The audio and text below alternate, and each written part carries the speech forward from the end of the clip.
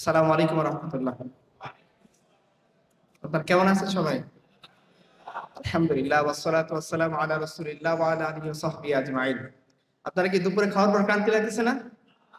আচ্ছা, আপনাদের একটা প্রশ্ন জিজ্ঞাসা করি, কে বলতে পারবেন আপনারা কি জসিমউদ্দিন মানিক নামে একজন লোককে চেনেন?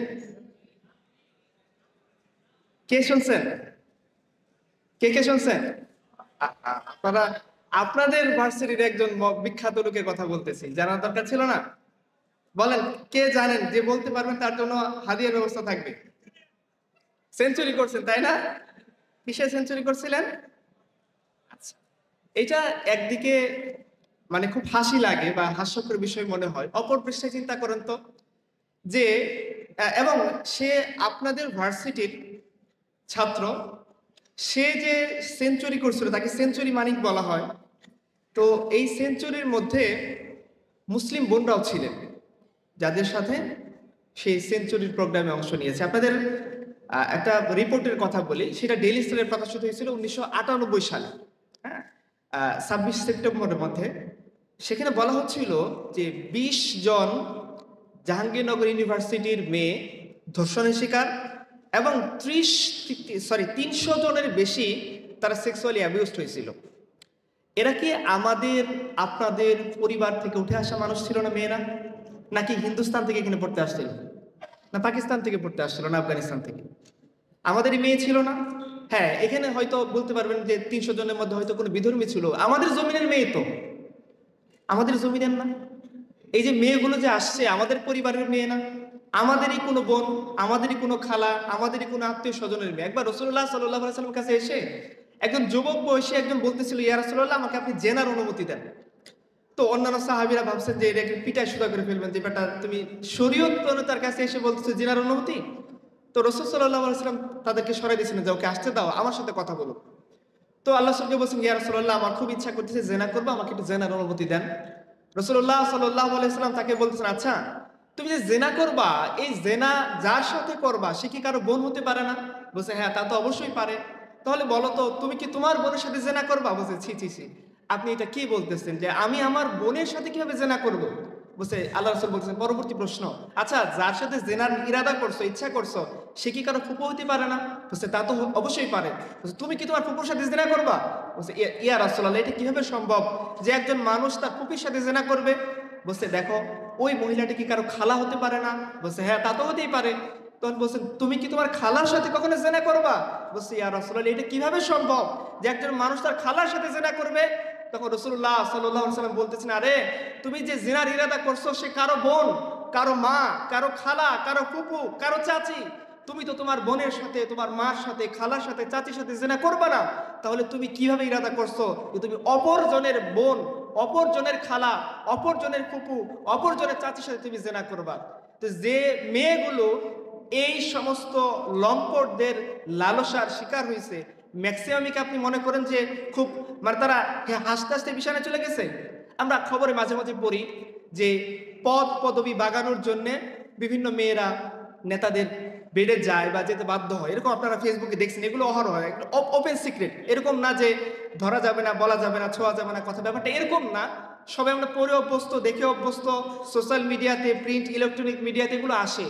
এই যে মেয়েগুলো যায়, সবাই কি উইলিংলি যায়? ব্যাপারটা এরকম না, উইলিংলি যায় না। পরিবেশটা এমন, যেহেতু আমরা সবাই এখানে ভার্সিটি স্টুডেন্টস, আমরা সবাই জানেন পরিবেশটা এরকম যে আপনি যদি ভার্সিটিতে সার্ভাইভ করতে চান আর আপনি যদি দিনদার না হন, আপনাকে অনেক কিছুতে ছাড় দিতে বাধ্য করা হবে। তার মধ্যে একটা হচ্ছে আপনার সম্ভ্রম। এবং এখানে কি শুধুমাত্র পুরুষরাই দায়ী? আমি প্রথম আলোর আরেকটা রিপোর্ট বলি, যেখানে নৃবিজ্ঞান হলের একজন মহিলা ছিল যাকে বলা হতো গাজার সম্রাজ্ঞী, তার নাম ছিল সূচি। আপনাদের ভার্সিটি কাহিনী আমি বলতেছি, হ্যাঁ। উত্তরবঙ্গ থেকে একটা ছাত্রী ভর্তি হয়েছে, সেটা আমি 1998 সালের কাহিনী বলতেছি। সে তার ছাত্রী বোনটার নাম আমি নাই বললাম, ওই গাজা সম্রাজ্ঞীর নাম বললাম। সে সূচি নামে পরিচিত এবং নৃবিজ্ঞান বিভাগের ছাত্রী ছিল। তো সে ওই উত্তরবঙ্গ থেকে আসা মেয়েটাকে তার হলে যখন উঠছে, ওঠার পরে তাকে তাদের রোমে নিয়ে গেছে এবং তার সিম্বল ছিল গাজা। তার রোমের সামনে গাজার গাছ লাগানো থাকবে। প্রথম আলোর রিপোর্টটা, আমার না, আমাকে বেঁধে রাখেন, চাইলে আমি প্রথম আলোর মতিকে জিজ্ঞাসা করতে পারেন যে রিপোর্ট ঠিক কিনা। আচ্ছা, তো গাজা ছিল তার সিম্বল, এটা তার রোমের সামনে রাখা থাকতো এবং তাকে সবাই গাজা সম্রাজ্ঞী নামে চিনত। সে রোমে রোমে মেয়েদের হলে গাজার বিজনেস করত। তো এই সূচি ওই যে সিরাজগঞ্জের মফস্বল থেকে আসা একটা নারী, সে ভর্তি হয়েছে মাত্র ফার্স্ট ইয়ারে। আর আপনারা যারা এখানে সবাই মোটামুটি ফার্স্ট ইয়ার পার করে আসছেন হয়তো বাবা আছেন, যে ফার্স্ট ইয়ার একটা নার্ভাসনেস কাজ করে প্রচুর। এত বড় একটা ইনস্টিটিউশনে আসলাম, এত বড় প্রতিষ্ঠান সাধারণত ভার্সিটি ছাড়া কখনো হয় না। হাই স্কুলগুলা এত বড় থাকে না, এত ছাত্র থাকে না, এত মানুষ থাকে না, এত টিচার থাকে না, এত পেরেশানিও থাকে না। তো সেও একটা মফস্বলের মেয়ে, অত দুনিয়া দেখে সে অভ্যস্ত না, অত মানুষ, অত টিচার, অত কালচারাল প্রোগ্রাম, অত বিশাল বিল্ডিং দেখে সে অভ্যস্ত না। সেও আসছে ভার্সিটিতে ভর্তি হইতে, জাহাঙ্গীরনগর বাংলাদেশের অন্যতম বৃহৎ একটা ইউনিভার্সিটি। সে অনেক স্বপ্ন নিয়ে ভার্সিটিতে আসছে, শিক্ষার আলো সে নিজের জীবনে জ্বালবে, সমাজের জীবনে জ্বালবে, ইত্যাদি ইত্যাদি ইত্যাদি। সে ওই গাদা সম্রাজ্ঞী সূচির ভাগে পড়ছে এবং সূচি তাকে টার্গেট করছে। তাকে রুমে নিয়ে যাওয়া হয়েছে। রুমে নিয়ে যে সমস্ত প্রশ্ন আপনারা সম্মুখীন হয়ে আসছেন বা আপনাদের বড় ভাইরা হয়ে আসছে, কতজনের সাথে তুমি শুয়েছো, প্রথম প্রশ্ন এটাই ছিল। তো সে বলতেছিল যে আমি তো মফস্বলের মেয়ে, আমি তো এগুলোতে অভ্যস্ত নেই, ইউজ টু নেই, এটা তো আমাদের কালচার না, আমাদের পিতামাতা আমাদেরকে শিখাইছেন যে জেনা ব্যভিচার এগুলো থেকে দূরে থাকার জন্য, এগুলো আমি কেন করতে যাব। এই কথা শুনে গাদা সম্রাজ্ঞীর যে আরো তার চেলা চামুন্ডা মহিলা, সে একটা মহিলা বা অন্যান্য মহিলা, মেয়েদের হলের কাহিনী, তারা হাসাহাসি শুরু করছে। এরপরে এই ঘটনার শেষ হচ্ছে এইভাবে, 4-5 জন মিলে সিরাজগঞ্জের মফস্বল থেকে উঠে আসা মেয়েটার কাপড় খুলে ফেলছে। খুলে তার বিভিন্ন অঙ্গ নিয়ে তারা মুখ করতেছে, যোগ করতেছে, ভিডিও করতেছে, আর ওই মেয়েটা কাতরাচ্ছে, চিৎকার করতেছে। কিন্তু তাকে বলা হচ্ছে যে তুমি যদি আমাদের এই প্রসেস, আমাদের ডিমান্ড ফুলফিল না করো, এই হলে তুমি থাকতে পারবে না। আচ্ছা, আমি আমাদের সময়কার একটা কাহিনী বলি। আমাদের সময় আমি যখন ভর্তি পরীক্ষা দিলাম, ম্যাথ ডিপার্টমেন্টে একটা ছেলে ফার্স্ট হইল। রেজাল্ট তো জাহাঙ্গীরনগরে ইনস্ট্যান্ট পাওয়া যায় না, দিনে দিনে রেজাল্ট পাওয়া যায়। আমাদের সময় ছিল এরকম, বিভাগগুলো আলাদা আলাদাভাবে পরীক্ষা হইতো, রেজাল্টটা ইনস্ট্যান্ট পেয়ে যাওয়া যাইতো, হলে থাকতে একটা রেজাল্ট দিয়ে দিত। আচ্ছা, তো ওই ছেলেটা তখন হলেই ছিল এবং সে ফার্স্ট হয়েছে, সবাই জানতো। তাকে পুকুরের মধ্যে রাতের বেলা চুবিয়ে রাখা হলো, এতটুকু বুক পরিমাণ পুকুরের মধ্যে। ছেলেটা এত বেশি নার্ভাস হলো, এত বেশি পেরেশানির মধ্যে পড়লো যে সে শেষ পর্যন্ত ভর্তি হবে না, এই সিদ্ধান্ত নিয়ে চলে গেল। হয়তো আজকে বলতে পারতেছি বলে এই কথাগুলো আমি আপনাদের সামনে বলার সাহস রাখতেছি, কারণ পরিবেশ এখন কিছুটা হলেও আমাদেরকে পক্ষ নিতে বাধ্য হয়েছে, যদিও পরিবেশ পক্ষ নিতে চায় না। যার একটা প্রমাণ আপনারা দেখতে পাচ্ছেন যে আপনাদের বারবার জেনারেটর লাগতেছে, তাই না? আচ্ছা, পরিবেশ আমাদেরকে সাপোর্ট দিতে চায় না, কিন্তু পরিবেশ বাধ্য হয়েছে মেনে নিতে, কারণ আমরা এখন এই পরিবেশের একটা অংশ। আমরা বলতে পারি যে তোমরা একটা সময় যে বুক ফুলিয়ে কথা বলতে, এটা তোমাদের বুকের জোরে না, তোমরা কথা বলতে ফ্যাসিবাদের উপর ভর করে। আমরা যে কথা বলি, আমরা বুকের রক্ত ঢেলে দিয়ে এখানে কথা বলতে আসছি। আমরা এই ভূখণ্ডের স্টেক হোল্ডার, শেয়ার হোল্ডার। আমরা কোনো ক্ষমতাসীনদের চেয়ারের গতিতে ভর করে কথা বলি না, আমরা কথা বলি এক আল্লাহর উপর ভরসা করে, এক জমিনের উপরে দাঁড়িয়ে, যে জমিন শাহজালাল আবাদ করে গেছে। তোমরা খোঁজো, তোমরা এমন কোন পূর্বপুরুষ পাবা না যারা আধিপত্যবাদ বিরোধী লড়াইয়ের মধ্যে নিজেরা পরিকল্পনা করেছেন, মানুষদেরকে একত্র করেছেন, ইংরেজদের দেওয়া পদ পদবীকে ছুড়ে ফেলে কৃষককে নিয়ে, চাষাকে নিয়ে, তার নাতিদেরকে নিয়ে, গ্রামের সাধারণ মানুষদেরকে নিয়ে, লাঠি নিয়ে জমিদারের বিরুদ্ধে দাঁড়ায় বলছেন লাঙ্গল যার, জমি তার। ইংরেজরা এই দেশের ভূখণ্ডের অধিকারী না, ইংরেজরা আসছে বাইরে থেকে, তারা উপনিবেশবাদী, তারা এই জমির অধিকারী না, জমিনকে দখল করছে। আর ইংরেজের চেলা চামুন্ডা হচ্ছে জমিদার, যারা চিরস্থায়ী বন্দোবস্তের মাধ্যমে মুসলিম ভূখণ্ডের মুসলিম অমুসলিম নির্বিশেষে সমস্ত কৃষকের রায়তের সম্পত্তিকে দখল করছে। শরীয়তুল্লাহ রহমাতুল্লাহ আলাইহি দাঁড়িয়ে গেছেন, কৃষক রায়ত হিন্দু মুসলিম নির্বিশেষে সবাই তার পিছনে দাঁড়াইছে, লাঙ্গল নিয়ে, কোদাল নিয়ে, বাঁশ নিয়ে ইংরেজদের মোকাবেলা করছে। The ideology of Faraji movement একটা বই আছে, আপনারা পড়ে দেখবেন। সেখানে বলছে যে ইংরেজরা এত বেশি ভীত হয়েছে, তাকে নিয়ে ব্রিটেন রানীর কাছে রিপোর্ট করতে বাধ্য হয়েছে যে এমন একদল মানুষ দাঁড়ায় গেছে যা না ইংরেজদের কোর্টে না তারা বিচার চাইতে আসে, না ইংরেজদের কাছে তারা নিরাপত্তা প্রার্থনা করতে আসে, ইংরেজদেরকে তারা ডাকাত মনে করে। তাদের আলাদা কোর্ট আছে, আলাদা শরীয়ত আছে, আলাদা সিস্টেম আছে, আলাদা বাহিনী আছে। আর এরা একটাই কথা বলে, ইংরেজরা এই ভূখণ্ডে উপনিবেশবাদী হিসেবে আসছে, জমিন আমাদের, জমিন আমরা আবাদ করব, ফসল আমরা ঘরে উঠাবো। ওকে যে আমার দিকে চোখ রাঙিয়ে আমাকে বলবে তুমি আমাকে ট্যাক্স দিয়ে দাও, আমরা বলতে পারি আমাদের জোর এত দূর পর্যন্ত। আর তোমরা যারা হুতুম পেঁচা বানিয়ে আমাদেরকে ভয় দেখাইতা, তোমাদের জোর হুতুম পেঁচার পর্যন্ত যাও, তুমি হুতুম পেঁচার কাছে গিয়ে প্রার্থনা করো, আমি আমার মাওলার কাছে প্রার্থনা করি। আমরা দেখতে চাই হুতুম পেঁচা শক্তিশালী না, আর আরশ জমিনের মালিক রব আমাদের শক্তিশালী। আমরা ফ্যাসিবাদের ঘাড়ে ভর করে এই কথাগুলো বলতেছি না, আমরা সেই মাবুদের উপর ভর করে বলতেছি যে মাবুদ আমাদেরকে শিখাইছেন যে তোমার কাছে যদি অমুসলিমকে জিম্মি রাখা হয়, তোমার দেশ যদি মুসলমান দেশ হয়, অমুসলিমদের জিম্মি হিসেবে নিরাপত্তা কর দিয়ে তোমার রাষ্ট্রে বসবাস করে, খবরদার তার দিকে যদি চোখ তুলে তাকাও, তাকে যদি নির্বিচারে তুমি কখনো হাত দাও, তাকে যদি মারতে যাও, মনে রেখো তোমাদের নবীজি বলে গেছেন তুমি জান্নাত তো দূরের কথা, জান্নাতের ঘ্রাণও পাবা না। এরকম একটা সমাজের কথা আমাদের পূর্বপুরুষরা তখন বলতেন যখন তোমাদের পূর্বপুরুষরা ওই ইংরেজের গোলামি করে বড় বড় পদ, ম্যাজিস্ট্রেট হওয়ার পদ, উকিল হওয়ার পদ, ব্যারিস্টারির পদ, বিলেতে পড়ার পদ, ডাক্তারি পদগুলো পাওয়ার জন্য তাদের পদলেহন করতেছিল। যে কালচার তোমরা প্রচার করো সেই কালচারের গুরুদের কথা আমি বলতেছি, আমার কথা মানার দরকার নাই। আপনারা অমুসলিমদের লেখা বই পড়েন, 3টা বইয়ের নাম আমি বলি, লেখকের নাম বলি। পার্থ চট্টোপাধ্যায়ের বই আপনারা পড়বেন, হ্যাঁ, অরবিন্দ পোদ্দারের বই আপনারা পড়বেন, বিনয় ঘোষের বই আপনারা পড়বেন। 3 জনই অমুসলিম, 3 জনই ইতিহাসের ভালো পণ্ডিত। তারা বলছে যে কালচার তোমরা প্রচার করার জন্য পেঁচার মূর্তি বানায় প্রচার করো। 3 জন লেখক বলছেন এই কালচার হচ্ছে স্পেশালি ওই সমস্ত কলোনাইজড যে পিপুল ছিল, যা না তারা হিন্দুস্তানের স্বাধীনতায় বিশ্বাসী ছিল, না তারা হিন্দুস্তানের যে কালচার, যে নর্মস, যে ইথিক্স, এটাতে বিশ্বাসী ছিল। তারা সবাই ছিল ইংরেজদের গোলাম। আর এই গোলামির কালচার দিয়ে তারা এই বাংলার উপর চাপিয়ে আধিপত্যবাদকে তারা লং টার্ম সময় ধরে প্রচার করার জন্য যে একটা নীল নকশা ইংরেজ রাখছিল, এটা সবাই ছিল সেই নীল নকশার প্রত্যেককে তাবেদার। তোমরা ওই তাবেদারি করে সারা জীবন নিজেদের বুক ফুলিয়ে কৃষক রায়তদেরকে অত্যাচার করেছো। আর তোমরা সেই তাবেদারি করে এখন তোমরা এই সাধারণ ছাত্রদের দিকে চোখ তুলে তাকাও, সাধারণ ছাত্রদেরকে সিটের ভয় দেখাও। একজন মফস্বল থেকে আসা মেয়ে, তাকে নিয়ে তোমরা উলঙ্গ করে তার বিরুদ্ধে কথা বলে তাকে অপবাদ দিয়ে হল ছাড়া করার পরিকল্পনা করো। আমরা বুঝতে পারি না তোমরা কাপুরুষ কতখানি? আমাদের কাপুরুষতার সংস্কৃতি নেই, আমরা সত্য বলি, আমরা সত্যের অনুসারী। হ্যাঁ, ভুল হতে পারে পার্সোনাল জীবনে, কিন্তু আমরা মিথ্যা বাতিলের উপর ভর করে আসি না যে 5 বছর পরে আমার চিন্তা করতে হয় আমার পোস্টটা থাকবে কিনা। 5 বছর পরে আমাকে চিন্তা করতে আমার রোম তালাবদ্ধ করে কেউ আমাকে রিজাইন দিতে বাধ্য করবে কিনা। না, আল্লাহ তাআলার উপর ভরসা আমরা করি যে আল্লাহ আমাদেরকে অমুসলিমদের নিরাপত্তা দেওয়া শেখাইছেন। যদি সেটা ইসলামিক রাষ্ট্র হয়, আমাদের নবীজি শিখাই গেছেন যে মুসলিম রাষ্ট্রে বসবাসকারী, ইসলামিক রাষ্ট্রে বসবাসকারী কোন হিন্দুদের উপর, কোন বিধর্মীর উপর কেউ যদি আক্রমণ করে, যদি জিজিয়া দিয়ে সে থাকে, যে জিম্মি হয়, আল্লাহ রাসূল বলেছেন আমি কিয়ামত দিন আমি নিজে তার বিরুদ্ধে মামলা দায়ের করব। আমরা নিরাপত্তা বিশ্বাস করি যদি সে সত্যি নিরাপত্তা কামনা করে, যদি সে নিরাপত্তা কর দিয়ে আমাদের সঙ্গে অবস্থান করে।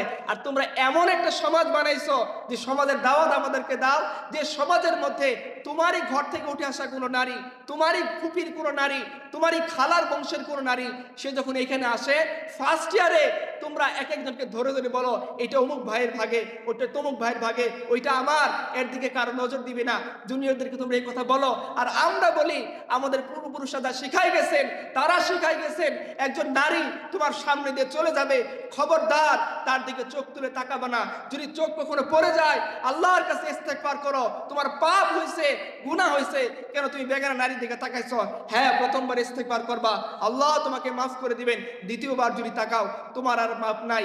তুমি যে সমাজের কথা বলো হুতুম পেঁচা ভুতুম পেঁচার সমাজ, সে সমাজ একজন নারীকে এতটা অনিরাপদ করে দেয়, সে রাত্রির বেলা বাইরে বের হতে কি হয়, ভয় পায়। আর আমাদের যে সমাজ, সে সমাজের মধ্যে এমন সমাজ রচিত হয়, সে হীরা থেকে, ইয়েমেন থেকে, সানা থেকে, হাদারা মাউত থেকে সে একাকী উটের উপর চড়ে হজ করতে আসে, আর সে আল্লাহ ছাড়া কাউকে ভয় করে না।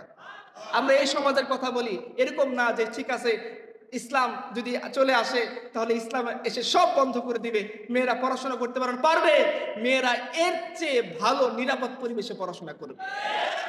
আমরা দেখছি এই যে আজকে একটা ঘটনা দেখলাম রাঙ্গামাটিতে, একজন বোন পরীক্ষা দিতে গেছে, তাকে প্রিন্সিপাল পরীক্ষা দিতে দেয়নি, হ্যারাসমেন্ট করছে, সে কেন নেকাব খুলতেছে না। তার আগে পরে সবাই বলতেছে সে আমাদের ক্লাসের মেয়ে, তাকে কেন আপনি এভাবে হ্যারাসমেন্ট করবেন। প্রিন্সিপাল তাকে পরীক্ষা দিতে দেয় নাই, তাকে বের করে দিছে। বোন বারবার বলতেছিল আমি 3 মাসের প্রেগনেন্ট, আমার এর আগে 2টা বাচ্চা মিসক্যারেজ হয়েছে, আপনি আমাকে এভাবে হ্যারাসমেন্ট করেন না। কিন্তু তারা সেটা মানেনি। তোমরা এমন একটা সমাজের কথা বলো যে সমাজ একদিকে হুতুম পেঁচা ভুতুম পেঁচার কাছে গিয়ে নিরাপত্তা কামনা করে, ওই সমাজের পুরুষরা এসে তোমাদের পহেলা বৈশাখের মধ্যে এসে একটা মেয়ের কাপড় টেনে ছিঁড়ে খুলে ফেলে, তাকে ভিডিও করে, এইরকম সমাজ। আর আমরা এমন সমাজের কথা বলি, বৈরু কাইনুকার বাজারে যখন আমাদের বোন গেছে ইহুদি, তাকে তার স্বার্থ চরিতার্থ করার জন্যে বোনের বুরকাকে দড়ির সাথে বেঁধে দিছে, তিনি উঠার সময় সেটা খুলে গেছে, তার সতর উন্মুক্ত হয়ে গেছে। ওইখানের বাজারে ছিল মুসলমান, যে বোনের এরকম নির্যাতন দেখে সে সহ্য করতে পারেনি, সে এক রূপে ওই ইহুদির কাল্লা ওইখানে দ্বিখণ্ডিত করে দিছে। এইটার নাম গায়রত, এটাকে বলে গায়রত। আর তোমরা পর্দার আড়ালে একটা বেগানা, একটা অসহায় মফস্বল থেকে উঠে আসা নারীকে পদের লোভ দেখিয়ে, তাকে পদ পদবীর পোস্টের লোভ দেখিয়ে, তাকে একটা সিটের লোভ দেখিয়ে তোমরা যে ভক্ষণ করে, এটা কাপুরুষতা, আমাদের নিরাপত্তা। আর তোমরা এদেরকে ভোগ্য পণ্য হিসেবে ব্যবহার করতে স্বাচ্ছন্দ্য বোধ করো, তোমরা তুলে দাও, ভাগাভাগি করে নাও। আর আমরা বলি এ তার স্বামীর জন্য আল্লাহ তাকে নিয়োজিত করছেন, কোনো পুরুষের ক্ষমতা নাই। আমরা জীবিত থাকবো, আমাদের বোনের দিকে কেউ চোখ তুলে তাকাবে। মোহাম্মদ ইবনে কাসিম কেন আসছিল? বোনের নিরাপত্তার জন্য আসছিল। বাংলার সুলতানরা কি করেছেন? মুসলিমদেরকে অমুসলিমদেরকে ঘর ঘর তারা নিরাপত্তা দিয়েছেন। আজকে আমরা দাঙ্গা দেখেন, হামলা দেখেন, কখন দেখেন সব দাঙ্গা।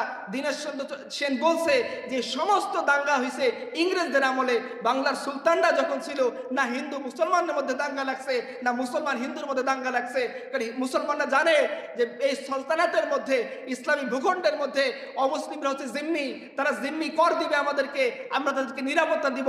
তাদের মেয়ের দিকে তাকাবো তো দূরের কথা, তাদের মেয়ে কিভাবে নিরাপদ থাকে। সম্রাট জাহাঙ্গীরের একটা কাহিনী বলে আমরা বিরতিতে চলে যাই। তার আমলে একটা বুড়ি আসলো, এসে বলতেছে যে আমাকে প্রত্যেক দিন রাতের বেলা কে জানিয়ে এসে খুব ডিস্টার্ব করে। রাতের বেলা আমি আমার নাতিকে নিয়ে থাকি, তার পিতা তো দূরে ব্যবসায় চলে গেছে, বাসায় ঘরে আর কেউ নাই, আমি খুব অনিরাপত্তা ফিল করি, আমাকে একটা ব্যবস্থা করে দেন। সম্রাট শাহজাহান তিনি বলছেন ঠিক আছে যাও, পরদিন রাতে আমি আসতেছি দেখার জন্য কি ঘটে। উনি গেছেন, গিয়ে দেখেন সেই বদমাশটা আবার দরজায় ঠক ঠক করতেছে। সম্রাট শাহজাহান দরজা খুলে বলছেন তুমি তাকে ভেতরে ঢোকাও। ভেতরে ঢোকানোর সাথে সাথে তাকে বলছে তুমি লাইট নিভাও। সে কুপি বাতি নিভিয়ে দিছে। এরপর সম্রাট শাহজাহান তার কল্লাকে দ্বিখণ্ডিত করে বলছেন এইবার তুমি বাতি জ্বালাও। বাতি জ্বালানোর পর দেখা গেল তিনি সুবহানাল্লাহ বললেন।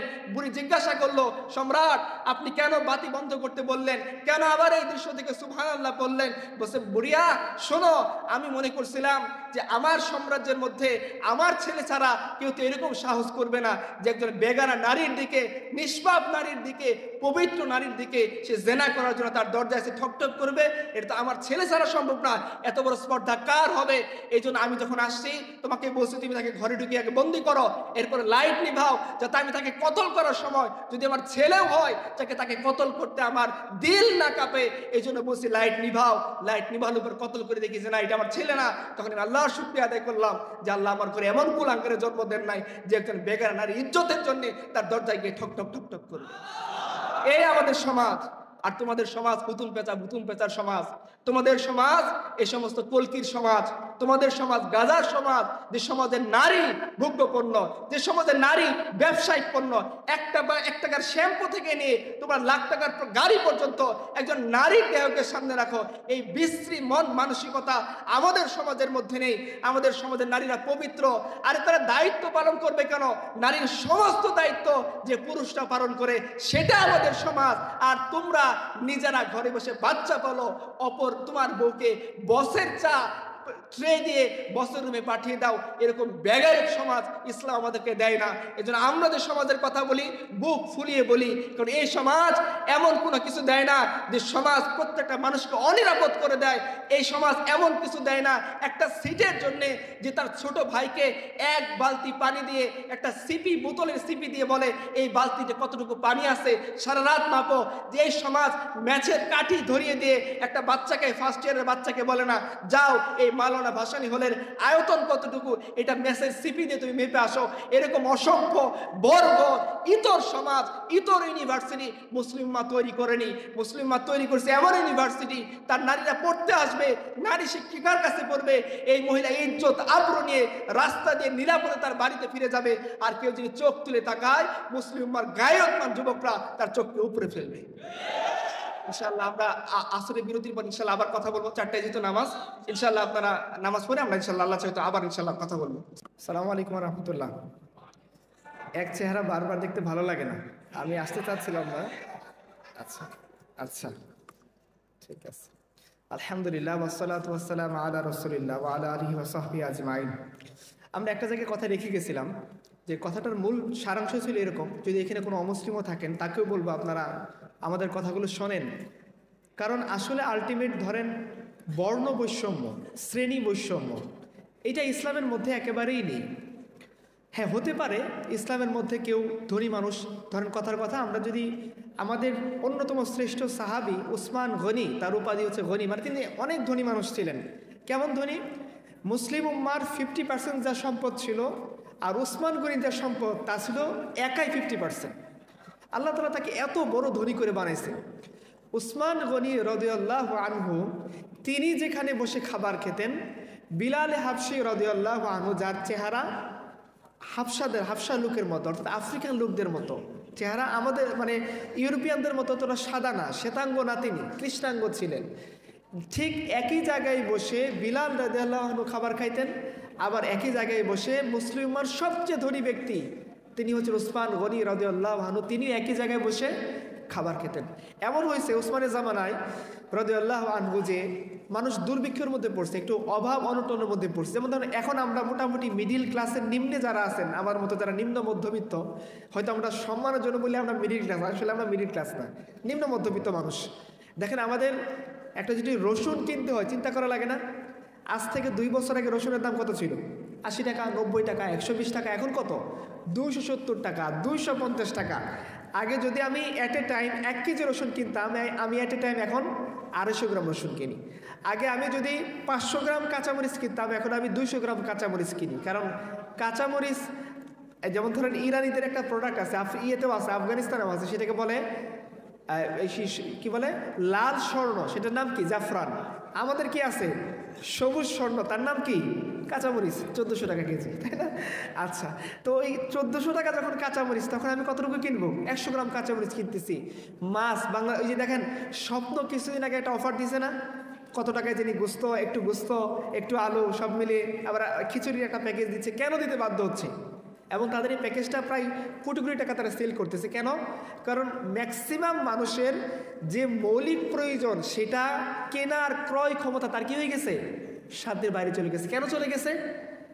এই যে সমাজ, আপনি সেকুলার হন, আপনি আমার কথাগুলো শোনেন, আপনি বামপন্থী হন, আপনিও আমার কথাগুলো শোনেন, আপনি ফেমিনিস্ট হন, যদি কোনো ফেমিনিস্ট ভাই থাকেন, ভাই হয়ে ফেমিনিস্ট, আপনার জন্য লজ্জা, তারপর আপনি আমার কথাগুলো শোনেন। আপনি যদি অন্য ধর্মের হন, হ্যাঁ, আপনি আমার কথাগুলো আর মনোযোগ দিয়ে শোনেন, যে আপনি আমাদের যে সমাজ, সেই সমাজের মধ্যে আপনি অনেকগুলো দরবেশ বাবা বানাইছেন, তাই না? ধরুন কথার কথা, মুন্নি শাহ নামে একজন লোক, এই ভদ্রমহিলা ধরা পড়লো না, তার অ্যাকাউন্টে কত টাকা ছিল? কত? আর বলেন না, আমি তো শুনতেছি না। আপনার কাছে কয় কোটি আছে? আমরা দেন না, 2-4 কোটি টাকা দেন, এখানে দিবেন 34 কোটির মধ্যে। একবার একটা লোক, সে আল্লাহ কাছে দোয়া করতেছে, আল্লাহ তুমি আমার 10 লাখ টাকা দাও, 5 লাখ তোমার রাস্তায় দান করে দিও। অনেকদিন ধরে দোয়া করতেছে, আল্লাহ দেয় না। এরপর বলছে, আল্লাহ 5 লাখ রাইখা বাকি 5 লাখ দাও। ঠিক আছে না? তো ঠিক আছে, আপনি 34 কোটি রাখেন, আমার 2 কোটি দেন ওইখান থেকে, বাকি আর টাকা আপনি রেখে দেন। 32 কোটি টাকা আছে কেউ নাই। তার মানে আমাদের সমাজ এমন একদল মানুষ তৈরি করছে, যে মানুষ, ওই ম্যাক্সিমাম মানুষ না, মুষ্টিমেয় কিছু মানুষের কাছে মিনিমাম কয়েকজন, 2-4-5 জন দরবেশ বাবা থাকবে, যাদের হাতে শেয়ার বাজারের নিয়ন্ত্রণ থাকবে। তারা একেবারে শেয়ার বাজারে 120 কোটি টাকা মেরে দিয়ে রাস্তা নিম্ন মধ্যবিত্ত মানুষকে পথে বসাই দিবে। পত্রিকার খবর খুলবেন, যে লোকটা তার কাছে ছিলই 5 লাখ টাকা, ছিল 3 লাখ টাকা, বেক্সিং করে একটা শেয়ার কিনছে, শেয়ার বাজার ধসে গেছে, বা দুর্নীতি করে এই শেয়ারটাকে নির্মূল করে ফেলা হয়েছে, একটা কিছু করে ফেলছে। ওই লোকটা তার 3 লাখ টাকাই ছিল সম্বল, তার মধ্যে হয়তো দেখা যাচ্ছে 2 লাখ টাকা তার স্ত্রীর গহনা বেচা টাকা, তার সন্তানের জন্য রেখেছিল শিক্ষা বাবদ খরচ ওইটার টাকা, তার মার ওষুধের টাকা, তার বাবার টাকা, তার প্রতিবেশীর টাকা জড়ো করেছে 3 লাখ টাকা দিয়ে একটা শেয়ার কিনছে, রাতারাতি শেয়ার পড়ে গেছে, সে রাস্তায় দাঁড়াইছে। এই সমাজ তাকে সলিউশন দেয় নাই, কারণ এই সমাজ জানে যে পুলিশের কাছে সে সমাধান চাইতে যাবে, ও পুলিশও রাত শেষে ওই দরবেশ বাবাকে সেজদা দিয়ে আসে। সে পাবে না, এটা ওপেন সিক্রেট, পাবে না সে। কারণ ওই যে মিডিল ক্লাস, না তার হাতে টাকার জোর আছে, না ক্ষমতার জোর আছে, না তার কোনো ভাই মামা চাচা কোনো ক্ষমতাসীন দলের সদস্য, না সিন্ডিকেট মেম্বারের সদস্য, বা ক্ষমতাসীনদের বাড়ির পিয়নের কাছে কত কোটি টাকা থাকে? 400 কোটি টাকা। এই আমাদের আগের ক্ষমতাসীন, সে আমাদের সাথে মুখ করে বলতেছে যে আমার পিয়নও 400 কোটি টাকার মালিক। তোর উপর আল্লাহ লানত, আল্লাহ তোমাকে এই ভূখণ্ডের মধ্যে তুমি অবৈধভাবে ক্ষমতা দখল করে এই ভূখণ্ডের মধ্যে তুমি কর্তৃত্ব ফলাইছো। তুমি আমার গর্ব করে বলো যে ভূখণ্ডের মধ্যে মানুষ 5,000 টাকার অফার জোগাড় করতে না পারে, তার সন্তানকে বিক্রি করে দিচ্ছে তার হসপিটাল থেকে তার ওয়াইফকে ছাড়ানোর জন্য, তুমি সেখানে গর্ব করে বলতেছো তোমার যে পিয়ন সে 400 কোটি টাকার মালিক। আল্লাহ লানত করবে তোমাদের উপরে। ভাইয়েরা, আপনারা যদি সত্যের কথা বলতে না দেন, সত্যের কথা শুনতে না দেন, সত্যকে আয়োজন করলে সেই প্রোগ্রামকে বিকৃত করেন, আপনি সেকুলার হন, আপনি বাঁচতে পারবেন না। এই সেকুলারিজম আপনাকেও শেষ করে দিবে, আপনার বোনকে শেষ করে দিবে। আপনি জানেন আপনি বাধ্য হবেন আপনার পোস্ট ধরে রাখার জন্যে। আপনার বোনের সাথে বেয়াদবি করছে, আপনি কিছু বলতে পারবেন না, কারণ আপনি যে দল করেন সেই দলের একজন সদস্য। আপনি দেখেন নাই 5ই আগস্টের আগে বোনদেরকে যারা পিটাচ্ছে, আরেক ভাইকে আমি দেখছি সে দুর্ভোগ করে বলতেছিল, হায় আমার জন্য দুর্ভোগ, যে ছেলেরা আমার বোনকে পিটিয়ে রক্তাক্ত করছে আমি সেই দলেরই সদস্য। আপনি এরকম অভাগা হবেন। আর আমরা যে কথা বলছি যদি বলতে না দেন, আপনি ওই সমাজ পাবেন না যে সমাজের মধ্যে দরবেশ বাবা নামে পরিচিত শ্রেণী, ওরা ওদের সাথে বসে যাবে যার নিজের হাতে 5 টাকার কোনো কামানোর ক্ষমতা নাই। রাসূলুল্লাহ সাল্লাল্লাহু আলাইহি সাল্লাম দেখিয়ে দিবেন, তিনি ফতে মক্কা করতে যাচ্ছেন, মক্কার উপর বিজয় লাভ করতে যাচ্ছেন। দীর্ঘদিনের একটা শ্রম, দীর্ঘদিনের পরিশ্রম, কুরবানি তার সফল হতে যাচ্ছে। তিনি গোটা জাজিরাতুল আরবের বাদশাহ হতে যাচ্ছেন। সেই মুহূর্তে রাসূলুল্লাহ সাল্লাল্লাহু আলাইহি সাল্লাম চাইলে পারতেন তার কলিজার টুকরা নাতি হাসান এবং হুসাইন, যাদেরকে রাসূল সাল্লাল্লাহু আলাইহি সাল্লাম বলছেন যে এরা দুইজন জান্নাতের সুগন্ধি ফুল, এদের ব্যাপারে রাসূল সাল্লাল্লাহু আলাইহি সাল্লাম বলছেন যে হাসান এবং হুসাইন রাদিয়াল্লাহু আনহুমা এরা জান্নাতের যুবকদের সর্দার হবে, নেতা হবে। তিনি চাইলে পারতেন তার বংশের এই 2 কলিজার টুকরা নাতিকে, আহলে বাইতের সদস্যকে উটের উপর বসিয়ে দিতে তিনি চাইলে পারতেন। তার পক্ষে ক্ষমতা ছিল। তিনি তার জামাতা এবং তার চাচাতো ভাই আলী ইবনে আবু তালেবকে তিনি উটের উপর বসাইতে পারতেন। আল্লাহ রাসূল সেটা করেন নাই। তিনি উটের উপর বসাইছেন 2 জন দাসকে। একজনের নাম ছিল কি উসামা ইবনে যায়েদ, তার বাবাও দাস ছিল, তিনিও দাসের সন্তান। আরেকজন ছিল বিলাল হাবশী রাদিয়াল্লাহু আনহু। এই 2 জন সাহাবীকে রাসূলুল্লাহ সাল্লাল্লাহু আলাইহি সাল্লাম উটের উপরে বসে তিনি ফতে মক্কা করতে যাচ্ছেন। এজন্য আমাদের যে দিন সেটা কি, এক ही सफ में खड़े हो गए महमूद व अयास, ना कोई बंदा रहा और ना कोई बंदा नवाज, बंदा व साहिब व मुहताज व गनी सब एक हुए, तेरे दरबार में पहुंचे तो सभी एक हुए। আমরা এমন দিনের কথা বলি, এখানে আপনি আইডেন্টিফাই করতে পারবেন না যে কোন বেটা একেবারে নিম্ন লোয়ার মিডিল ক্লাসের সদস্য আর কার বাড়ি গুলশান বানানি বাড়ি ধাঁধায় আছে। কেননা গুলশান বানানি যেতে যার ফ্ল্যাট আছে 5 তলা, ও বসে মাটিতে বসে খাইতেছে। আর যে গ্রাম থেকে উঠে আসছে সদ্য একজন মুসলিম পরিবারের সদস্য, তার একটা গরু আছে, একটা মাটির ঘর আছে, আর সম্বল নাই, ও বসে এই লোকটার সাথে একই প্লেটে খাবার খাচ্ছে। এবং আমাদের সমাজ এমন একজন মানুষকে বানিয়ে যায় যারা মুসলিম উম্মার 50% সম্পদের অধিকারী হওয়া সত্ত্বেও যখন দুর্ভিক্ষ হচ্ছে, উসমান গনি রাদিয়াল্লাহু আনহু তার জন্য গোস্তের টুকরা আনা হয়েছে, উটের গোস্ত, উটের থুল মাংস, ভালো টেস্টি মাংস। তিনি বলতেছেন খবরদার, যতদিন দুর্ভিক্ষ না শেষ হবে আমাকে তোমরা ভালো খাবার দিবে না। যেদিন আমার সাধারণ জনতা এই ধরনের খাবার খাওয়ার যোগ্যতা অর্জন করবে, ওই দিন আমি গিয়ে এই ধরনের খাবার খাবো, নিয়ে যাও আমার জন্য নিয়ে আসো শুকনা রুটি, আমার জন্য নিয়ে আসো সামান্য একটু চর্বি, ওই গন্ধযুক্ত চর্বি আর শুকনা রুটি দিয়ে আমি উসমান ততদিন খাবো যতদিন পর্যন্ত আমার রাজত্বের মধ্যে, আমার খিলাফতের মধ্যে একটা সাধারণ মানুষ যতদিন পর্যন্ত এরকম খাবার না খাইতে পারবে ততদিন আমি খাবো না, এই খাবারকে নিয়ে যাও। এইটা হচ্ছে সেই দিন। আপনার দিন দরবেশ বাবাদের বানাবে, যারা শেয়ার বাজার থেকে টাকা মারবে, যারা ব্যাংক থেকে টাকা লুট করবে, গোটা ব্যাংককে আস্ত গিলে খাবে, গোটা দেশকে বিক্রি করে দিবে, গোটা দেশকে তাবেদার রাষ্ট্র বানাবে, গোটা দেশের মধ্যে স্বাধীনতা সার্বভৌমত্বকে বিঘ্নিত করে অপর দেশের ট্রেনকে এই দেশের বুক চিরে চলতে তারা সাহায্য করবে। তারা এমন কিছু করবে যে আমাদের বিডিআর জওয়ানরা যখন বড়াইবাড়ির যুদ্ধ হলো, অপর পক্ষ থেকে শত্রুপক্ষ আক্রমণ করলো, মাত্র 3, 4, 5 জন মিলে লড়াই শুরু করলো, 17 জন সেনা লড়াই করলো। ওদের ম্যাক্সিমাম সৈন্যকে তারা কি করছে, একেবারে উপযুক্ত শিক্ষায় দিয়ে ওই দেশে যেতে বাধ্য করছে। যে বিডিআর প্রধান ওই সময় নেতৃত্ব দিয়েছিল তাকে স্বেচ্ছায় অবসরে বাধ্য করা হয়েছে। কাদের নির্দেশে? আপনারা এরকম সমাজ তৈরি করবেন, বলবেন স্বাধীনতা সার্বভৌমত্বের কথা, আর হুজুরদেরকে দোষবেন যে হুজুররা স্বাধীনতা সার্বভৌমত্বে বিশ্বাস করে না। এই চুক্তি কি হুজুররা করছে? এই ট্রেন যে আমাদের দেশ যে যাবে চুক্তি কারা করছে? হুজুররা করছে? এই চুক্তি আপনারা করছেন। আর আপনারা যদি মনে করেন যে না সমাজ এইভাবে চলুক, তাহলে সমাজ এইভাবে চললে ওইটা হবে যেটা আপনারা চান না। আর যেটা চান সেটা যদি হতে দিতে চান, এই প্রোগ্রাম হইতে দিতে হবে, এই ভাইদেরকে কাজ করতে দিতে হবে, ন্যায় আদল ইনসাফের কথা বলতে হবে। মনে রাখবেন সম্মানিত ভিসি যিনি আছেন, আপনি বিপদে বললে এই ভাইরা এগিয়ে যাবে।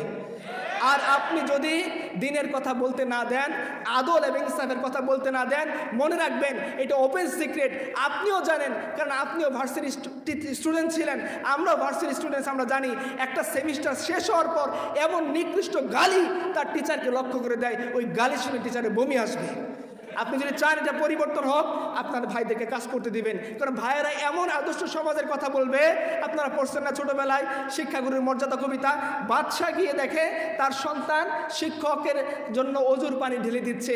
বাদশাহ আলমগীর খবর দিছে যে শিক্ষক আপনি আমার দরবারে আসেন। শিক্ষক দরবারে গেছে, যাওয়ার আগে তার মনে হচ্ছে না জানি আমার কত বড় ভয়, শাহজাদাকে দিয়ে আমি অজুর পানির জন্য তাকে আমি ইউজ করছি, সে পানি ঢালতেছিল, আমি অজু করছি, হয়তোবা বাদশাহ আমার কল্লা ফেলে দিবে। বাদশাহ সম্রাট আওরঙ্গজেব রহমতুল্লাহ আলাইহির দরবারে শিক্ষক গেছে, তার ছেলের শিক্ষক বলতেছে, হে মহান শিক্ষক আপনি এটা কি করছেন? বলছে কি করছি? বলছে আমার ছেলেকে আপনি উপযুক্ত শিক্ষা দেন নাই। বলছে কেন বাবা? বলছে আমার ছেলেকে যদি উপযুক্ত শিক্ষা দিতেন তাহলে সে আপনার পা ধোয়াই দিত। আমরা এরকম, আমরা আপনাদের কারো বিরোধিতা করি না, আমরা ন্যায় এবং ইনসাফের কথা বলি। যে সম্মান আপনার চেয়ারে আপনি উপযুক্তভাবে আদল এবং ইনসাফের আলোকে পান, সেটা আপনাকে নিশ্চিত করবে এই হুজুররা। ঠিক তেমনিভাবে কেউ যদি জুলুম করে, সেই জুলুমের কালো হাতও ভেঙে দেবে ইনশাল্লাহ এই হুজুররা। যদি কোনো বনের দিকে সে আসুক সিরাজগঞ্জ থেকে, আসুক দিনাজপুর থেকে, আসুক পঞ্চগড় থেকে, আসুক টেকনাফ থেকে, সে এই জমিনের নারী, সেই ভূখণ্ডের সন্তান, সে কালেমা পড়ে এখানে আসছে, সে আমার বোন। রাসূলুল্লাহ সাল্লাল্লাহু আলাইহি সাল্লাম বলছেন, মনে রেখো মুসলিম উম্মাহ একটি দেহের মতো, যেমন দেহের কোনো একটা জায়গায় আঘাত পেলে সারা দেহ সেই ব্যথা অনুভব করে, ঠিক তেমনিভাবে কোনো বোন যদি র্যাগের শিকার হয় কোনো হলে, আমি সেই ব্যথা অনুভব করি। কোনো ভাই যদি ফার্স্ট ইয়ারের কোনো ভাই মেন্টাল টর্চারের মধ্যে পড়ে, যাকে তারই কোনো বড় ভাই ইমিডিয়েট সিনিয়র প্যান্ট খুলাইতে বাধ্য করছে, ইমিডিয়েট সিনিয়র ম্যাচের কাঠি দিয়ে গোটা হল মাপতে বাধ্য করছে, পুকুরের মধ্যে সারা ডুবাই রাখছে, তাকে উলঙ্গ করে তাকে নৃত্য করতে বাধ্য করছে, মনে রাখো আমরা আদল ইনসাফের কথা বলি। কোনো ভার্সিটি স্টুডেন্ট এরকম হবে না। এমন জেনারেশন তৈরি হবে যে তারা বড় ভাই হয়েও ছোট ভাইয়ের কাপড় কেচে দিবে, বড় ভাই হয়েও ছোট ভাইয়ের ফাইলপত্র কেনার লোকেশন দেখায় দিবে, বড় ভাই হয়েও সে দেখিয়ে দিবে কোন জায়গায় সস্তায় খাবার পাওয়া যায়, কোন জায়গায় ভালো কিছু করা যায়, কোন টিচার ভালো পড়ায়, কোথায় গেলে উন্নতি হবে, কেরিয়ার কীভাবে ঠিক হবে। এইরকম একটা জেনারেশন গড়ে উঠবে। আপনারা যদি প্রোগ্রাম না হতে দেন, দিনী কাজ না করতে দেন, এমন জেনারেশন গড়ে উঠবে। আপনাদের এই জাহাঙ্গীরনগরের কাহিনী, গেটের ভিতরে টিচারকে খুন করে ফেলছে, আছেন আপনাদের কাহিনী না? এটা আপনারাই গড়ে তুলছেন। তাহলে আপনারা শিক্ষাগুরুর মর্যাদা নামের কোনো চ্যাপ্টার পড়ান নাই, আপনারা শিখাইছেন কিভাবে প্রতিপক্ষকে ঘায়েল করতে হয়, কিভাবে কুৎসা রটাইতে হয়। আপনি ক্লাসের মধ্যে আরো 10 জন টিচারের নামে বদনাম করছেন, ও শিখছে যে একজন মানুষের বদনাম করা এইভাবে জায়েজ। আপনি আরেকজনকে অপমান করছেন, ও শিখছে আরেকজন মানুষকে অপমান করা জায়েজ। আপনি আরেকজনের নামে কুৎসা রটিয়ে আরেকজনকে হটিয়ে চেয়ার দখল করছেন, ও শিখছে যে এইভাবে চেয়ার দখল করা জায়েজ। আমার টিচার যদি আরেক টিচারকে সরিয়ে অবৈধভাবে চেয়ার দখল করতে পারে, আমিও সুযোগ পেলে ওই বেটার কল্লা ফেলে দিয়ে আমি আর চেয়ার দখল করব। এটা তারা শিখছে। এটা আপনারা যদি এই কাজগুলো হতে না দেন, উম্মার শিক্ষা আপনি যদি না দেন যে আপনি টিচার, আপনিও মুসলিম উম্মার সদস্য, আপনার যে ছেলেটা শিখতে আসছে ও মুসলিম পরিবারের সদস্য, যে মেয়েটা পড়তে আসছে তাকে আপনি ভোগ্যপণ্য মনে করে তাকে আপনি টিচ করেন না, তার বোরকা খুলতে আপনি বাধ্য করেন না। মনে রাখবেন একজন আছেন, তিনি দেখতেছেন।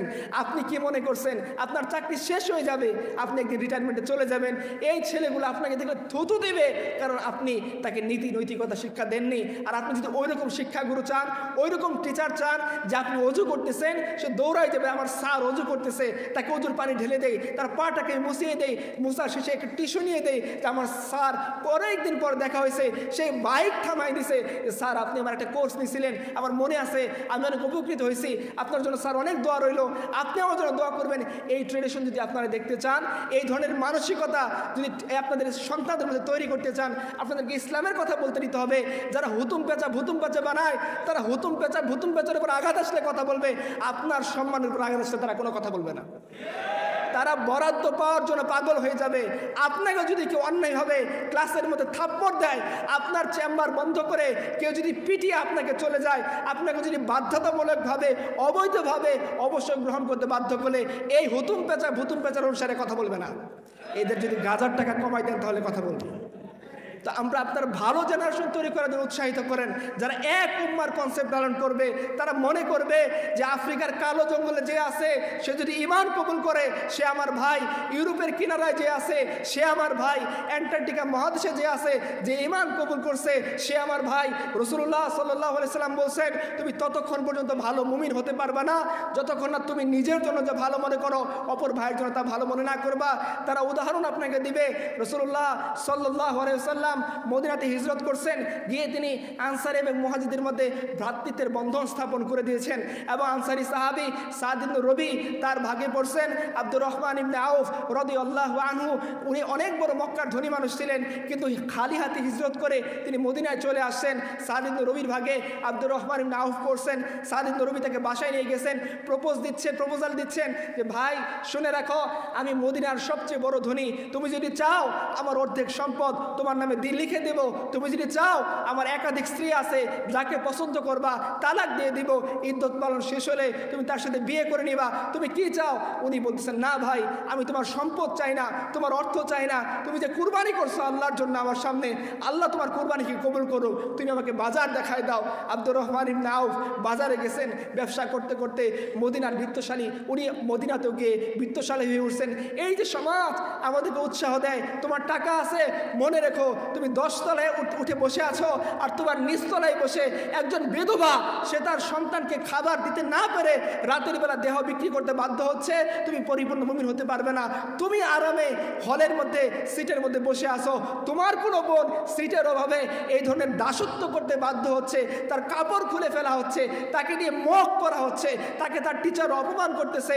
যতক্ষণ এই বোনের দুঃখ তুমি অনুভব করতে না পারবা, তুমি পরিপূর্ণ মুমিন হতে পারবে না। তুমি মনে রেখো, তুমি ভালো রুমে আসো, 4 জনের রুমে গণরুমের মধ্যে যে ছেলেটা আছে তাকে উলঙ্গ করে সমকামিতায় লিপ্ত হইতে বাধ্য করা হয়েছে। প্রথম আলোর রিপোর্ট।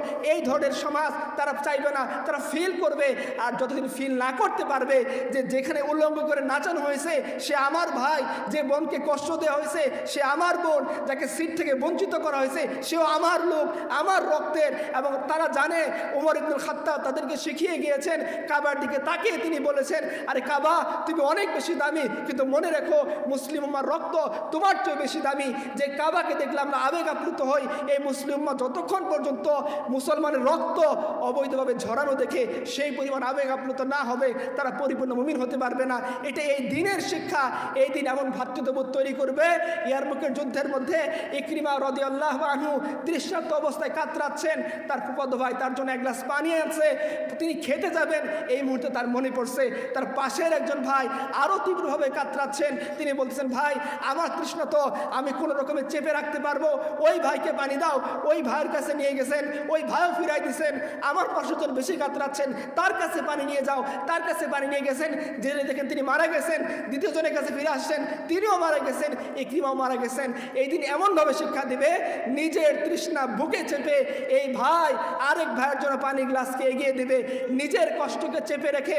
ও জানে ওর যে টাকা আছে সেটাতে পুরো মাস চলবে না, কিন্তু সে এও জানে আমার যে বন্ধু তার বাবা কৃষক, তার কোনো টিউশনই নাই, এই মাসে যদি ফি দিতে হয় তার পক্ষে সম্ভব না, তাকে অন্যায় করতে হবে। তাকে যদি পোস্ট পদবি বাগাই না নিতে পারে, একটা খারাপ কাজ না করতে পারে, সে টিউশন ফি জোগাইতে পারবে না। সে জানে, এই কথা মনে করে সে তার মোবাইল বিক্রি করে দিছে, সে তার সম্পদ বিক্রি করে দিছে, তার এই ভাইকে সে উত্তরণ ঘটাতে সহযোগিতা করছে। এই ধরনের সমাজ একমাত্র ইসলাম দিতে পারে।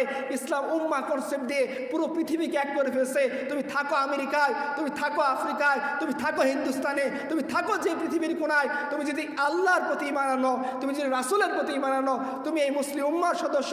তোমার দুঃখে প্রত্যেকটা মুসলিম উম্মাহর সদস্য কাটবে, তোমার কষ্টে প্রত্যেকটা মুসলিম সদস্য কষ্ট পাবে। যদি কষ্ট না পায় তাহলে মনে রাখতে হবে তাদের বুকের মধ্যে যে ঈমানের বাড়ি ছিল, ঈমানের বিন্দু ছিল, সেটা নিঃশেষ হয়ে গেছে, ঈমান মিটে গেছে।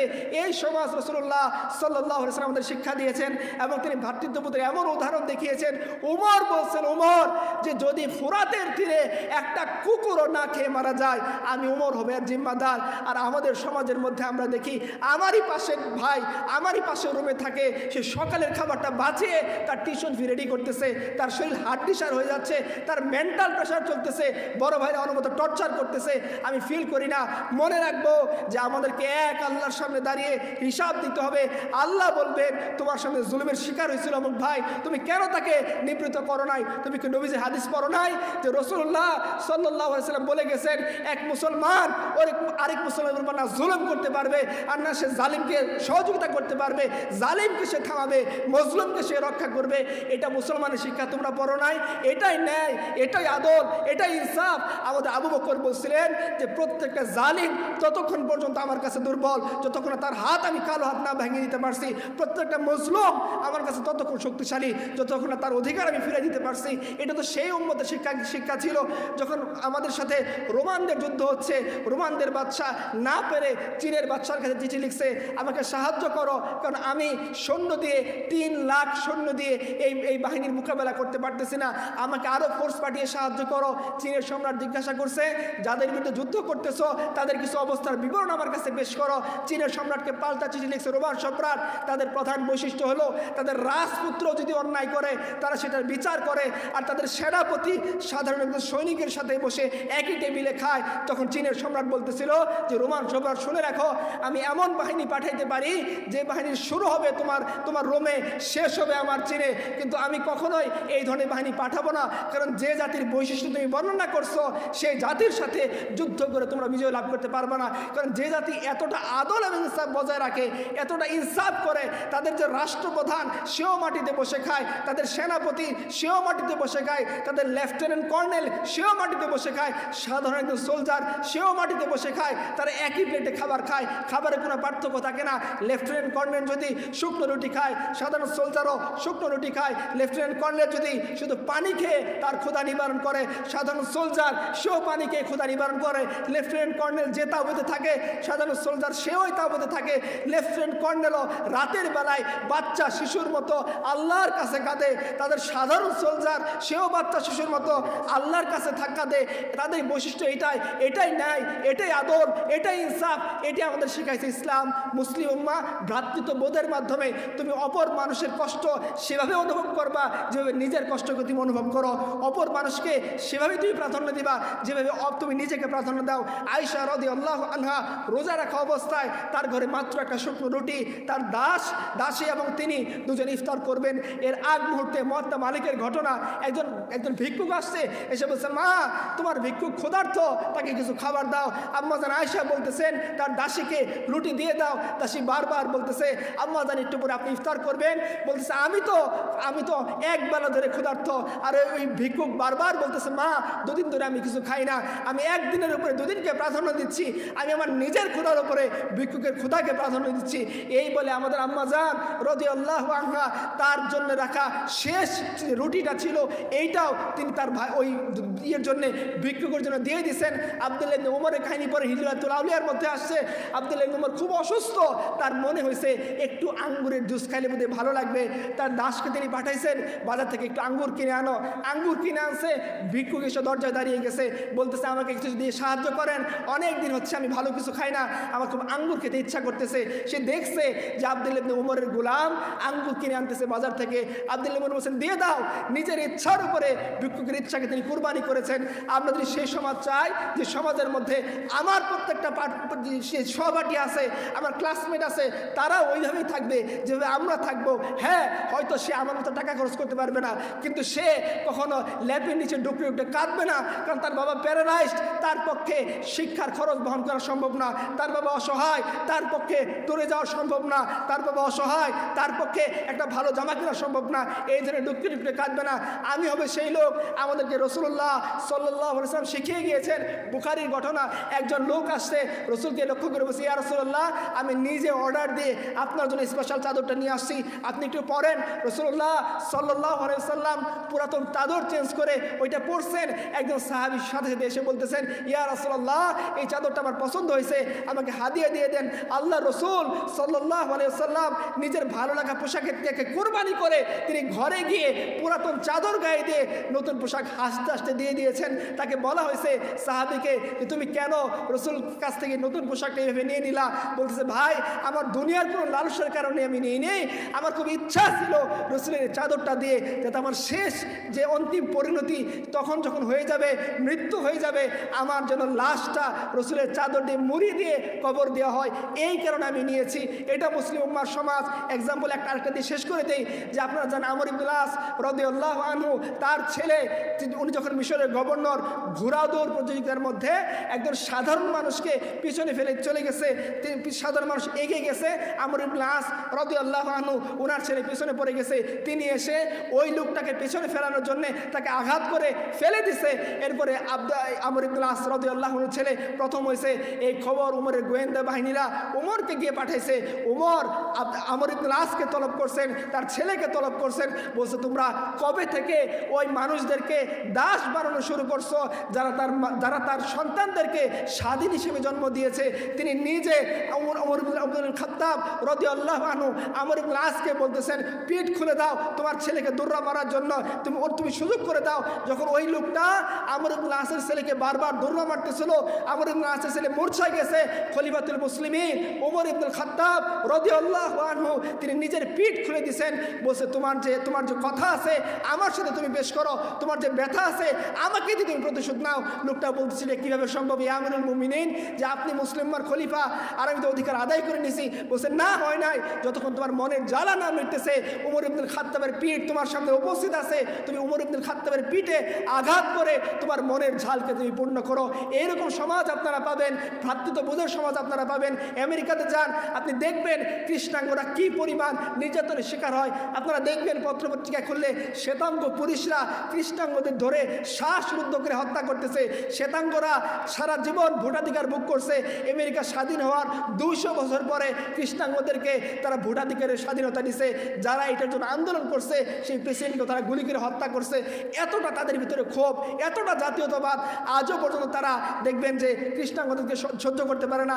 কি পরিমাণ হিস্ট্রি পরে দেখেন, আফ্রিকা থেকে মিলিয়ন মিলিয়ন মানুষদেরকে ধরে বন্দি করে তারা নিয়ে ইউরোপকে আজকে বাগান বানাইছে, ইউরোপকে সৌন্দর্যমণ্ডিত করছে।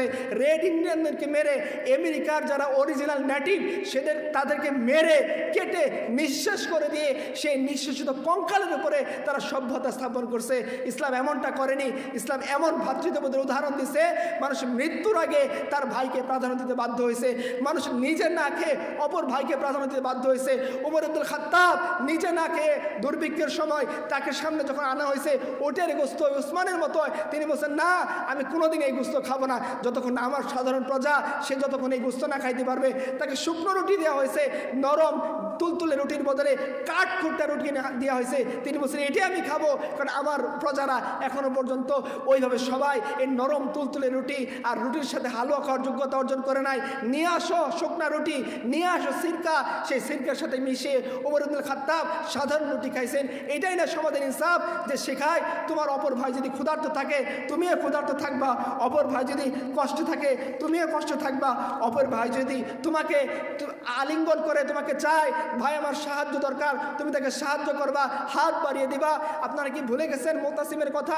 অনেক ভালো মানুষ তিনি, যে উমরের মতো সে কথা আমি বলতেছি না, কিন্তু তিনি পুরুষ ছিলেন। তাকে যখন ইয়ের মধ্যে ইউরোপিয়ানরা একজন মহিলা, মুসলিম মহিলাকে বন্দি করছে, মুসলিম মহিলা হাত বাড়িয়ে বলতেছে খবরদার আমার দিকে যদি তুমি চোখ তুলে তাকাও মুতাসিম আসবে, তার 17,000 সাদা করে ঘোড়া রেডি আছে, সে এসে ঠিক আক্রমণ করে আমাকে এখান থেকে উদ্ধার করে নিয়ে যাবে।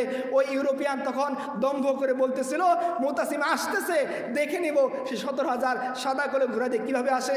ইতিহাসের কিতাব বলতেছে যখন মুতাসিমের কাছে এই খবর পৌঁছাইছে, মুতাসিম বলতেছে বোন তুমি ওই জালিমকে বলে দাও তোমার ভাই 17,000 সাদা করে ঘোড়া নিয়ে তোমাকে মুক্ত করার জন্য রওনা হয়ে গেছে।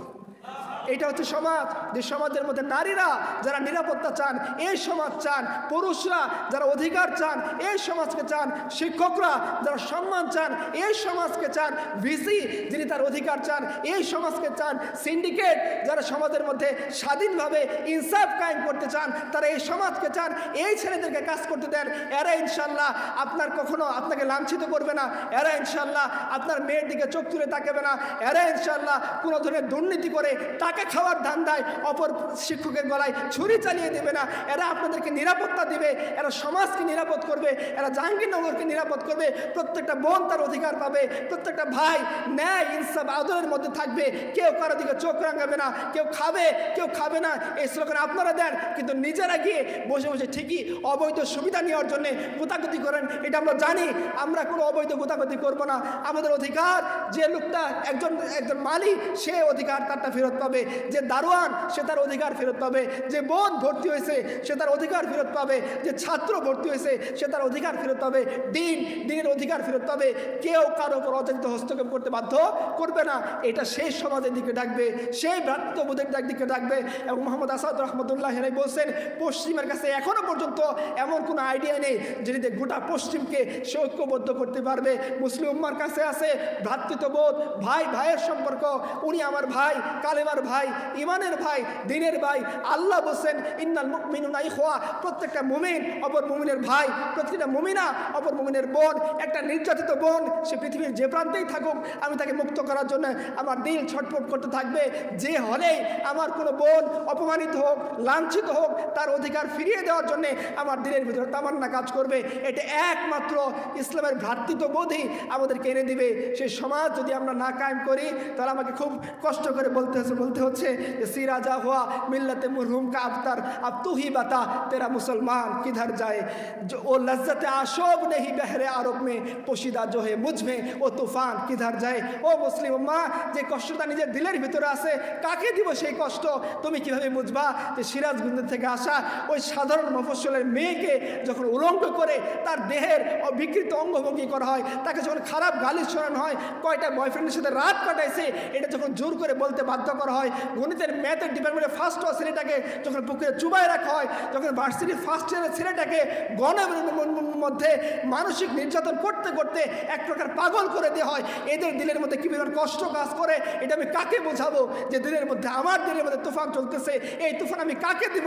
সমুদ্র তো পাচ্ছি না যে সমুদ্র এই তুফানটাকে ধারণ করতে পারে। এখন শুধু আল্লাহ রসুলকে বলতেছি, আপনি বলেন এই মুসলমান কোথায় যাবে? ছিন্ন বিচ্ছিন্ন হয়ে গেছে। আর তো বলতেছি আমরা এক, বলতেছি এক উম্মা, বলতেছি এক কোরআন, বলতেছি এক নবী, বলতেছি এক আল্লাহ, কিন্তু আমি অপর মুসলমানের দুঃখে দুঃখিত হই না, অপর ভাইয়ের দুঃখে দুঃখে দুঃখিত হই না, ও নামাজ পড়ে না, বাস বাদ দিয়ে দিছি, ও আমার ভাই। সে যদি কালেমাকে স্বীকার করে, মাঝে মাঝে নামাজ পড়ে, বাদ দেয়, ও আমার ভাই। যে বোন পর্দা করতেছে না, ভুলের পথে আছে, ও আমার বোন। আমি যতক্ষণ পর্যন্ত আসি বোনের অধিকার আমি আদায় করে দিব যদি সে মুরতাদ না হয়ে যায়। আমি যতক্ষণ পর্যন্ত আসি ভাইয়ের অধিকার আমি আদায় করে দিব যদি সে মুরতাদ না হয়, ইসলামকে চ্যুত না হয়ে যায়, ইসলামকে না ছেড়ে দেয়। যদি আমি এইভাবে মানুষের সামনে সলিউশন আকারে ইসলামকে উপস্থাপন করতে না পারি, মানুষ কখনোই আমার ইসলামকে অ্যাকসেপ্ট করবে না। মাক্কির জীবনের মধ্যে রাসূলুল্লাহ সাল্লাল্লাহু আলাইহি ওয়াসাল্লাম নির্যাতিত অবস্থায় ইরাশি গোত্রের একটা লোক আসছে, সে এসে বলতেছে যে আবু জেহেল আমার কাছ থেকে উট কিনছে, এখন সে উটের মূল্য পরিশোধ করতেছে না, আপনি আমার মূল্যটা পরিশোধ করে দেন। সমাজের সবাই বলতেছে মুহাম্মদের কাছে যাও, উনি একমাত্র সত্তা যিনি আবু জেহেলের মুখে দাঁড়িয়ে কথা বলে তোমার অধিকার আদায় করে দিতে পারবেন। চিন্তা করেন, রাসূলুল্লাহ সাল্লাল্লাহু আলাইহি ওয়াসাল্লামের পলিটিক্যাল কোনো আশ্রয় নাই, অনেকটা পায়ের নিচে মাটি নাই এরকমটা, কিন্তু ওই অবস্থার মধ্যে তিনি ওই ইরাশি লোকটাকে নিয়ে গেছেন, আবু জেহেলের দরজায় নক করছেন, নক করে আবু জেহেল এক্ষুনি তার অধিকার দিয়ে দে। আবু জেহেল ভয় পেয়ে ওই ইরাশি গোত্রের লোকের টাকা দিতে বাধ্য হয়েছে। এইটা ইসলাম, বয়ান করে বলা লাগবে না। এই ইরাশি গোত্রের লোকটাকে যদি আপনি বলেন আবু জেহেল ভার্সেস মুহাম্মদ, তুমি কাকে চুজ করতে চাও, সে অবশ্যই বলবে আমি মুহাম্মদুর রাসূলুল্লাহ সাল্লাল্লাহু আলাইহি সাল্লামকে চাই, যে আমার মতো একটা অজানা লোকের অধিকার আদায় করার জন্য সমাজের সবচেয়ে বড় জালিমের সামনে দাঁড়িয়ে সে বলতেছে যে তুমি তার অধিকার দিয়ে দাও। এটাই মুসলিমের বৈশিষ্ট্য, না মুঁহ छुपा के जिए, ना सर झुका के जिए, सितमगरों की नजर से नजर मिला के जिए। अब एक रात अगर कम जिए तो इसमें हैरत क्यों, यही तो बहुत है कि हम शम्मा जला के जिए। সবাইকে ধন্যবাদ।